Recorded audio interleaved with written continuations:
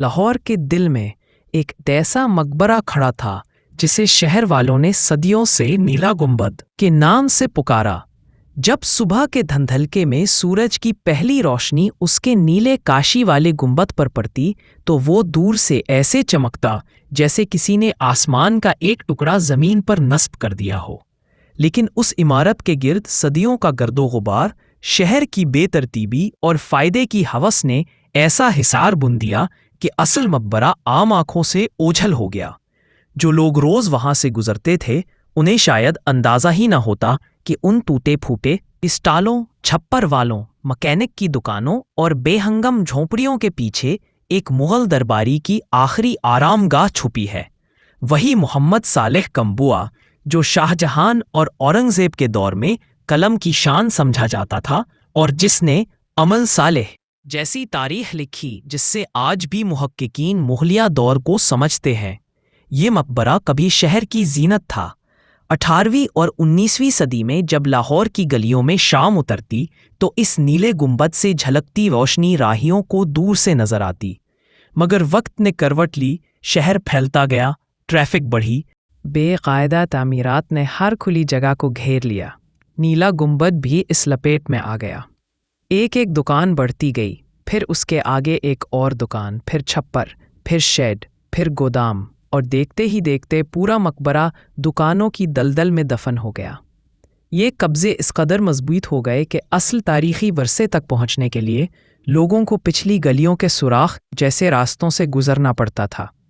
اندر کا فن تعمیر بھی نقصان کا شکار ہوتا گیا۔ نیلی کاشی بارش اور دھوئیں سے اکھڑنے لگی، دیواروں میں نمی نے دراڑیں ڈال دیں، اور کئی حصے ایسے بھی تھے جنہیں مقامی دکاندار اسٹور یا کمرہ سمجھ کر استعمال کرتے تھے۔ پھر وہ دن آیا جب حکومت نے فیصلہ کیا کہ شہر کے اس قدیم ورثے کو مزید نہیں چھوڑا جا سکتا۔ ورثہ ماہرین برسوں سے چیخ رہے تھے کہ اگر فوری طور پر ارد گرد کی غیر قانونی تعمیرات نہ ہٹائیں گئیں تو یہ مغلیہ دور کی عمارت کبھی بھی بیٹھے سکتی ہے۔ مگر دوسری طرف وہ دکاندار تھے جن کے لیے یہ جگہ ان کی روزی تھی۔ انہوں نے برسوں سے یہاں کام کیا تھا۔ وہ حکومت سے گلا کرتے تھے کہ پہلے متبادل دکانیں دیں پھر کارروائی کریں۔ شہر کے بیچوں بیچ یہ ٹکراؤ بڑھتا گیا، ایک طرف تاریخی ورثہ، دوسری طرف لوگوں کی معاشی ضرورت۔ لیکن آخر کار فیصلہ ہو ہی گیا۔ مشینیں آئیں، دکانیں گرائی گئیں، قبضے ہٹائے گئے۔ دھول چھٹی تو کئی دہائیوں بعد لاہور نے پہلی بار نیلا گنبد کو کھلے آسمان کے نیچے پورا کا پورا دیکھا۔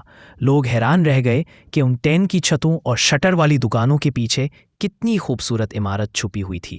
مقبرہ جیسے سکون سے سانس لے رہا ہو، جیسے اسے شہر کی بھاگ دوڑ میں دوبارہ جگہ مل گئی ہو۔ اور یہ سچ بھی ہے کہ اگر اس صفائی کا عمل نہ ہوتا تو یہ مقبرہ شاید اگلی 2 دہائیوں میں زمین بوس ہو جاتا۔ مگر یہ کوئی سادہ کہانی نہیں تھی، اس کے پیچھے لاہور کے شہری ارتقاء کی پوری تاریخ چھپی ہے۔ انہی دروازوں کے پاس کبھی فقیروں کا راج تھا، کبھی قافلے ٹھہرتے تھے، کبھی مشاعرے ہوتے تھے، پھر تقسیم کا ہنگامہ آیا، پھر کچی آبادیوں کی یلغار، اور آخر میں شہر کی بے رحم تجارت نے ہر خالی جگہ کو بازار میں بدل دیا۔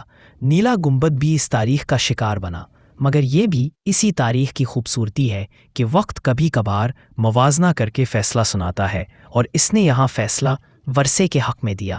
آج جب ٹریفک اس کے سامنے سے گزرتی ہے تو لوگ ایک لمحے کے لیے رک کر اس نیلے گنبد کو دیکھتے ہیں۔